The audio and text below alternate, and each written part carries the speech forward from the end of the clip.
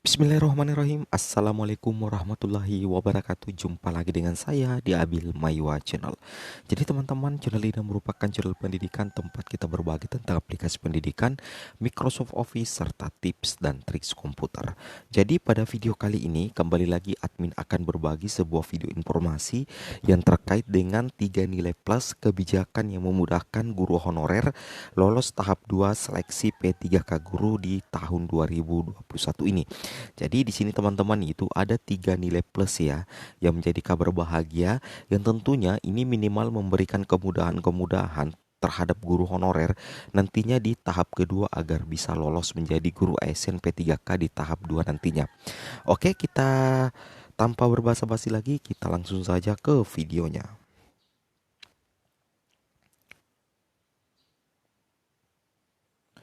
Oke, yang pertama, 3 nilai plus yang pertama itu adalah di sini teman-teman ya yang harus dipahami.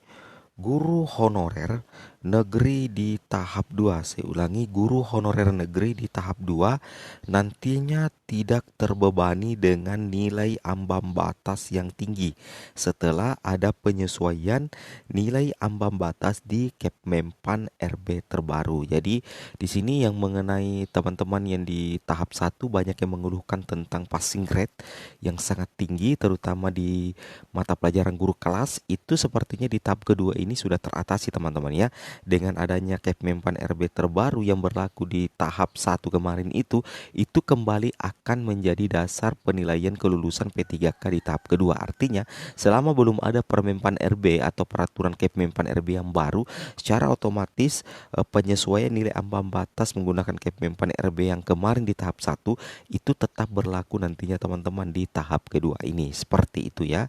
Oke, di sini kita lihat realitasnya. Nah, di sini dilansir di salah satu media elektronik yaitu jpnn.com. Di sini memang dikatakan bahwa tepat di sini teman-teman ya, Ibu Nunuk ya, Ditjen GTK mengatakan yang nilainya paling tinggi tegas Nunuk itu dinyatakan lulus. Namun afirmasi sebagaimana tertuang dalam Kepmenpan RB nomor 1169 tahun 2021 tetap dipakai sebagai dasar penentuan kelulusan peserta. Seperti itu ya. Nah, di sini dikatakan bahwa eh, ketentuan tersebut lanjutnya ditiadakan di tes P3K guru tahap 2 dan 3. Maksudnya guru induk prioritas ya sudah tidak berlakukan.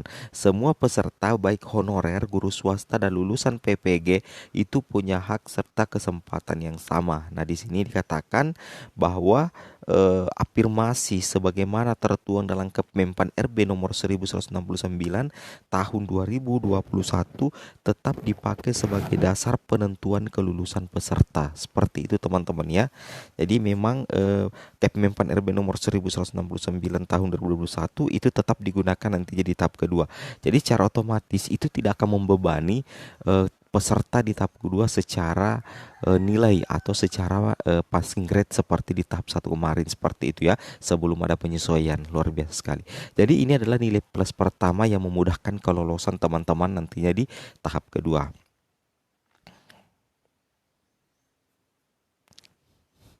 Nah, di sini teman-teman juga bisa melihat di salah satu petikan yang kami screenshot dari Kepmenpan RB nomor 1169 adalah di sini dikatakan bahwa kelulusan akhir pada seleksi kompetensi 1, seleksi kompetensi 2 dan seleksi kompetensi 3 diberlakukan secara berurutan dengan ketentuan sebagai berikut.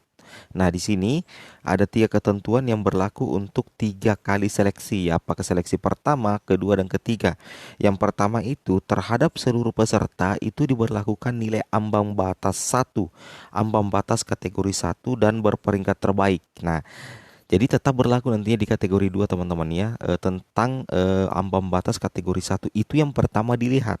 Nah, jika setelah huruf A diberlakukan, misalkan huruf A ini sudah diberlakukan, ternyata masih terdapat alokasi kebutuhan yang belum terpenuhi, maka terhadap peserta yang memenuhi ketentuan diktum ke-6 itu diberlakukan nilai ambang batas kategori 2 dan berperingkat terbaik. Maksudnya diktum yang ke-6 di sini adalah mungkin yang guru honorer yang berusia 50 tahun ke atas. Memang untuk ambang batas kategori 2 itu diberlakukan untuk guru honorer berusia 50 tahun ke atas, teman-temannya, seperti itu. Nah, jika misalkan nantinya jadi untuk nilai ambang batas kategori 1 yang sesuai dengan Permenpan RB awal yang kemarin di tahap 1 itu tetap diberlakukan di tahap kedua dan tiga. Tetapi jika sudah diberlakukan nilai ambang batas sesuai Permenpan RB sebelumnya dan masih ada formasi yang belum terpenuhi, maka baru diberlakukan nilai ambang batas kategori 2 seperti itu ya. Nah, ini berlaku untuk tahap 1, 2 dan 3, teman-teman ya. Ini yang harus dicermati dan tentunya dipahami oleh teman-teman guru honorer. Nah, di sini jika setelah huruf B, nah di sini dikatakan jika setelah huruf B diberlakukan masih terdapat alokasi kebutuhan yang belum terpenuhi, maka terhadap seluruh peserta itu diberlakukan nilai ambang batas kategori 3 dan berperingkat terbaik. Nah, misalkan nantinya di seleksi P3K tahap 2 belum ada yang bisa mencapai nilai ambang batas A dan B kategori 1 dan kategori 2, maka nantinya itu semua peserta itu akan diberlakukan nilai ambang batas kategori 3. Nah, di sini ada penambahan afirmasi sebanyak 10%, teman-teman ya. Nah, di sini ada penambahan afirmasi sebenarnya 10%, tetapi itu diwujudkan dalam bentuk penurunan passing rate. Saya ulangi, itu di kategori 3 itu diwujudkan dalam bentuk penurunan passing rate. Seperti itu, teman-teman ya. Oke. Oke, kita lanjut lagi, teman-teman ya. Nah, teman-teman bisa perhatikan tabelnya di sini ada tabel nilai ambang batas kategori 1. Nah, misalkan masih ada formasi yang belum terpenuhi setelah pemberlakuan nilai ambang batas kategori 1, maka akan segera dilakukan pemberlakuan nilai ambang batas kategori 2. Jika masih ada formasi yang belum terpenuhi, jika nilai ambang batas saat kategori 1 dan kategori 2 itu diberlakukan, maka nanti akan diberlakukan untuk semua peserta nilai ambang batas kategori 3. Nah, nilai ambang batas kategori 3 ini meliputi semua peserta, teman-teman ya. Dan ini masuk ke dalam penambahan afirmasi 10%, tetapi itu diwujudkan dalam bentuk penurunan passing rate. Seperti itu, teman-teman ya. Oke, kita lanjut lagi. Kita lanjut lagi ke nilai plus yang kedua. Nilai plus yang kedua yang didapatkan oleh teman-teman guru honorer nantinya di tahap kedua adalah guru honorer bisa memilih formasi di sekolah lain karena status kunci formasi sekolah induk sudah tidak berlaku lagi.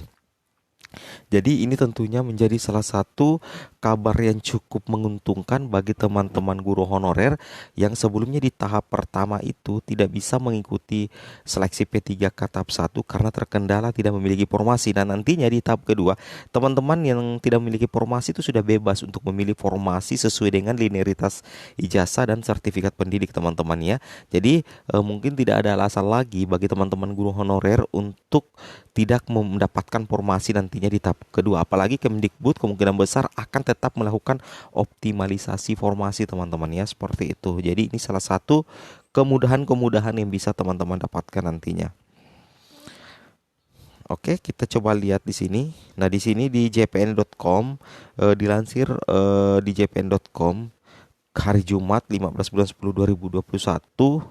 Di sini dikatakan bahwa tahap 1 memang guru induk yang diprioritaskan ya. Diprioritaskan lulus meski ada guru non induk yang nilainya lebih tinggi, kata Nunuk di Jakarta Jumat 15 bulan 10 2021. Ketentuan tersebut lanjutnya ditiadakan di tes P3K guru tahap 2 dan 3. Semua peserta baik honorer, guru swasta dan lulusan pendidikan profesi guru itu punya hak serta kesempatan yang sama, seperti itu ya. Jadi memang guru induk tahap 1 memang ada guru induk yang diprioritaskan meski ada guru non induk yang nilainya lebih tinggi. Namun nantinya di tahap kedua itu sudah ditiadakan di tes P3K guru tahap 2 dan tahap 3. Ini dilansir di jpnn.com, teman-teman ya, seperti itu. Oke, kita lanjut lagi.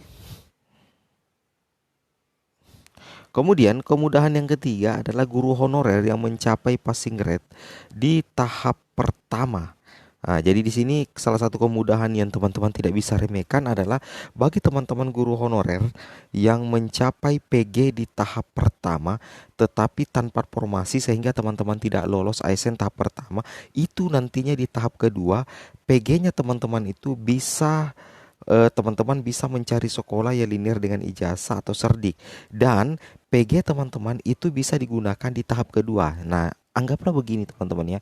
Anggaplah begini. Misalkan teman-teman di tahap kedua melamar di sekolah A. Kemudian di sekolah A itu teman-teman sebelumnya di sekolah B, teman-teman di tahap satu itu di SD ya, jenjang SD, sedangkan di tahap kedua juga jenjang SD. Nah, di tahap pertama teman-teman mencapai PG, di tahap kedua ternyata setelah tes tahap kedua ternyata teman-teman tidak mencapai passing grade, maka PG teman-teman yang di tahap pertama itu bisa menggantikan PG teman-teman yang ada di tahap kedua. Nah, jadi PG yang ada di tahap pertama itu bisa digunakan nantinya di tahap kedua teman-teman ya, seperti itu. Jadi itu membuka peluang teman-teman untuk lolos di tahap kedua nantinya, seperti itu ya. Nah, di sini kita bisa lihat informasinya langsung dari jpn.com ya. Bagi peserta yang belum maupun sudah passing grade, bagi peserta yang belum maupun sudah passing grade tetapi belum mendapat formasi, silahkan daftar lalu memilih formasi lagi di SSCASN BKN. Ini pernyataan Nunuk di hari Jumat tanggal 15 bulan 10. Di GTK teman-teman ya. Beliau menjelaskan jika peserta memilih mata pelajaran dan jenjang yang sama, maka nilai yang sudah melebihi ambang batas yang didapat pada tes P3K tahap 1 masih bisa digunakan. Nah, jadi jika memilih mapel sesuai dengan mata pelajaran dan jenjang yang sama, maka nilai yang sudah melebihi ambang batas yang didapat pada tes P3K tahap 1 itu masih bisa digunakan nantinya teman-teman ya. Jadi ini tentunya sangat membuka peluang teman-teman untuk lolos ASN P3K di tahap kedua nantinya. Seperti itu teman-teman ya. Oke teman-teman, mungkin cukup sampai di sini videonya. Semoga videonya bermanfaat. Assalamualaikum warahmatullahi wabarakatuh.